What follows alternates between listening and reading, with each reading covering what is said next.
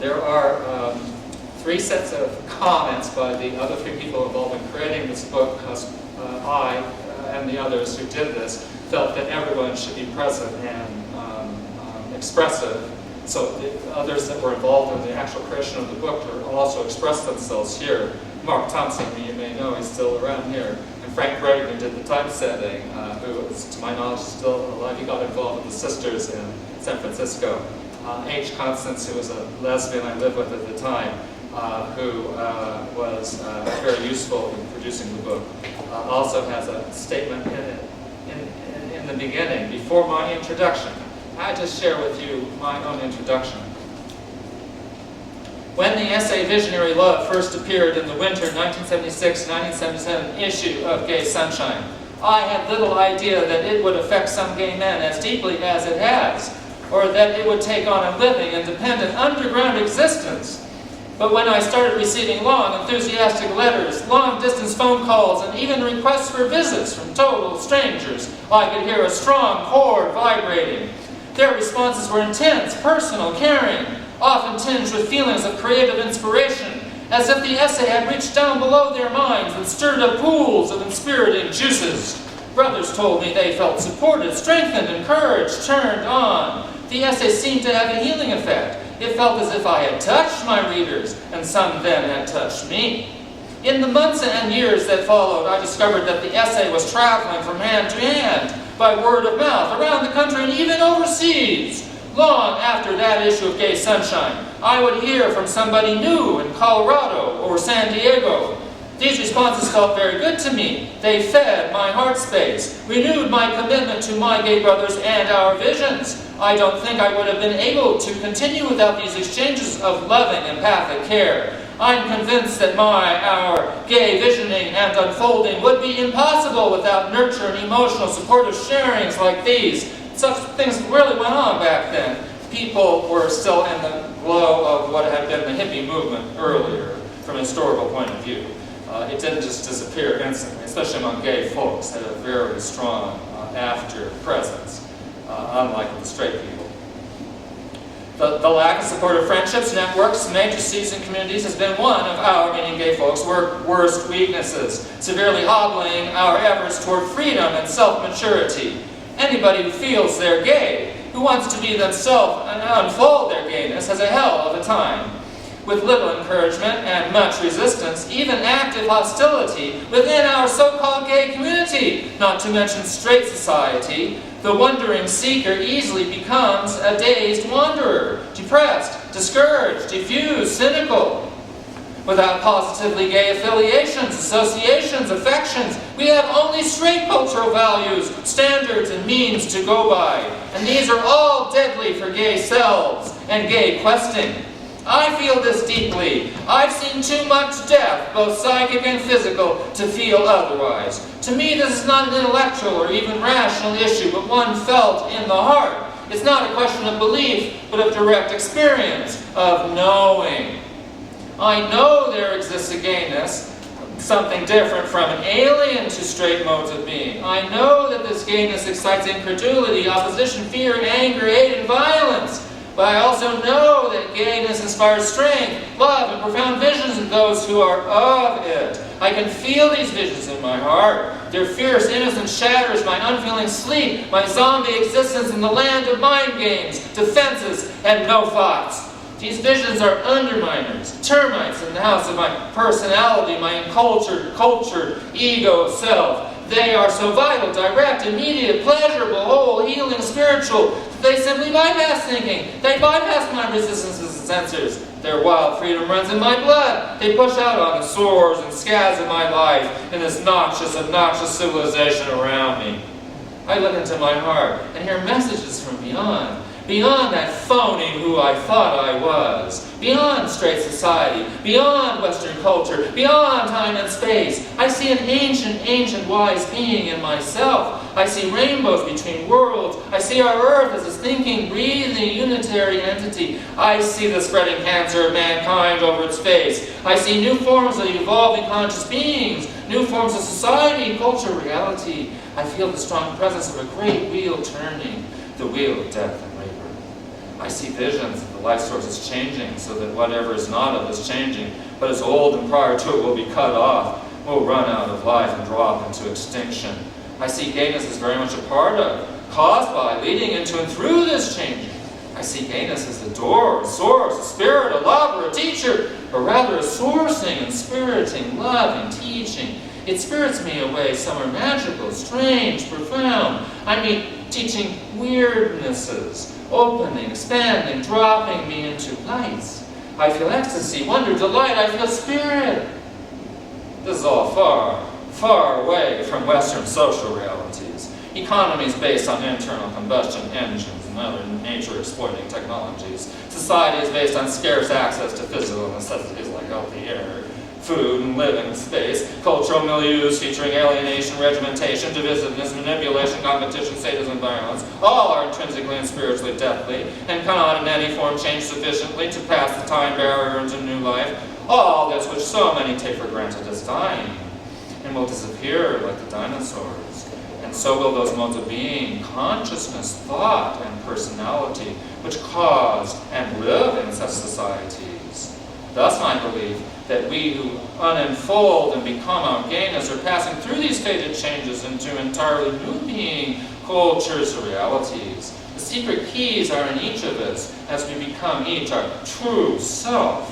These essays and all my work have the aim of supporting, encouraging this process, these changings in me and my gay brothers and all who desire it. The sense of gayness in the spirit path is growing. As we break out of straight line bindings, we naturally recoil from seeing ourselves and each other as either mono-sided homosexuals or homo-oriented straights. And then for many of us come revelations of feminist thought and practice. We discover women exposing, breaking free of pseudo-slavery into whirling, fiery, and ecstasies of loving, magical sister selves. You can recognize that from the several decades. And my moment very important in doing things that I describe here. Keep in mind, this is all finished and published in 1980. We discover anarcho-sissydom, life-loving faggotry, and more. We begin to suspect sissies and faggots are referring to radical counterculture, gay, non-straight, and anti-straight, political, sexual attitudes, purposeful, purposely you call yourself a fag or a sissy. It wasn't that. It's like queer later on, taking malign words and reappropriating. We began to suspect the existence of hidden universes beyond the pale of straight space-time delusions. That's where I was beginning to discover. Or it had discovered me.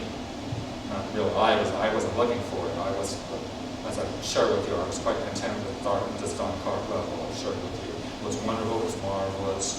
It was enlightening. It was so much more advanced than I'd been. It was so much liberating for me. I lived that way. You know, I was doing different kinds of therapy and all that neat, wonderful stuff. It was all really great. But some pulled me on further. Our straight sociocultural enculturations have blinded us. We must turn to a freer world of our imagination, of fantasy, dreams, and myths that are implying gay, homosexual myths. Let us open to truthful, inspiriting visions from below, above, outside our prisons. Such visions are immeasurably precious. Let us love and cherish them, gather, share, and evolve with them, and so make our escape. Let us build fairy mythologies, gay ways of thinking and doing, to realize and protect our loving soulful brotherhood, to reclaim ourselves, recreate our culture, regain our heritage, remember our fates as beings of spirit, wisdom, power, compassion, truthfulness, and light. This book is myth building in action. It represents 3.5 years of my own dreaming and practicing visions of evolving and revolutionary gayness and self-transformation. Herein lie fairy tales for reference, example, and support in combating that straight dark maze of manly involvement. Herein lie fantasy maps for spirit questing through time and space to other worlds, and exploring queer Martian canals, soaring among Venusian cloud formations. I'm building thoughts of paths to places and lives which do not exist in any straight world, which are simply nowhere. I suppose we could call this gay theology or philosophy, psychology, politics, or physics, but my desire is not to recreate straight academia, but to turn you on. My desire is life, not death, freedom, not slavery, for all of us equally. I much prefer transcendental joy, transmutational mind, healing shamanic trance, ensouling drug magic, sexo-spiritual ecstasy, revelational love, strong protective sorcery, enveloping spirit light. The first essay, Visionary Love, came to me in the spring of 1976. It's a beginning step, concerned with building a new worldview, a set of basic concepts, a theoretical framework to orient, guide, and protect gay questions, to sustain our struggles and addressing others who want to drop out of the system. And in the winter of 77, 78, came Becoming Gay Shamanism. This is the second essay. Exploring shapes of sorcerous self-transformations required by and resulting from the practice of visionary love. I'm actually trying to live the way I'm at the time right now. I'm actually like that. I was on Mattachine. In San Francisco, you could have this way, Mattachine was administered through the city, and you could also have a kind of stipend thing. It was not enough to pay your rent. And so I lived in a commune collective, a flat on Bacon Street. It was called just off the Haight, Asheville. It's a block away from Asheville. It's a block away from Martha Evans, or where it was a founder, J.A. moved west to Paris, from New York. But anyway, we lived in the flat. I didn't make enough on the frogs. In the frog factory, which is across the bay of Hope, I put on eyes. I put eyes on the frogs, and they took some adults, and it wasn't enough to pay for it. So I had to rely on some of the stipend from San Francisco, so I would go in regularly, and you had to tell about your life, you know, and I would all, well, I just do it. I have a master's degree and stuff like that. You know, I'd say, well, she got a Western job. And I said, huh?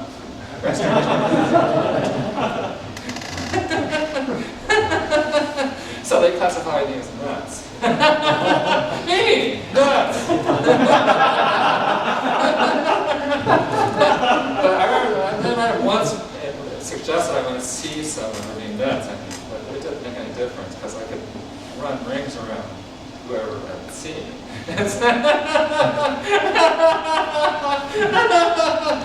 It's hard to picture. I'm sorry, I'm in the middle of reading this thing, but it's so different to be back then, because if you're really young and you can be really exploitive with it. You can get away with all kinds of things you can't get away with later on. I mean, of all kinds of sorts. That's like, woof, but I won't get into the details of it. But it has to do with why to live in a different kind of way, and you're young, and so to hope for the future, and a whole different way of being, and the way it's now is fucked, you know, and the way it is, right? So, after Visionary Love came Becoming Gay Shamanism, which was from the practice of Visionary Love, and the third essay, Trans-Mutational Faerie, solely emerged during the summer of '79. That's when we had the first Radical Faerie conference. It becomes itself a shamanic trance, and therein speaks the vision, and a call to an altogether otherness, ing. So I have to put on the ing, so it's, the idea is to get from nouns to verbs. So words is what they're referring to, not words for their own sake. Words for their own sake are good as long as we are entities who exist after verbalization, after that stage of infancy. So I'm referring really to the stage of human existence that is prior to verbalization. Most important. That's where the main actually is. It took many years for me to appreciate that. I'd certainly not. Keep in mind, when I started with, as I've shared with you, I started with psychology, trying to understand psychologically from when I was 13. You know, I'm 60 now, and I'm still learning about it. This is like from 1980, so keep in mind, I'm trying to do this out. That's what makes it different. I mean, many people have autobiographies, and many people talk about being whatever, but very rarely do they do it. It's also being sexual, because it's time of being sexual. It's not separate, separate things. Less and less separate as time goes on. So if I may, I'll just, another couple pages here, finish this introduction. These essays are autobiographical. They make no claim to perfection, gospel, or authority. They attempt to organize and describe my dreamings, visionings, understandings, and changings in those years. They're products of a journey, a healing journey, from straight Western civilization to new gay places, an exploration in thought, being, time, and space. My enculturated person went traveling overseas in foreign exotic lands. And as the British used to say about certain explorers, quote, he went native, unquote.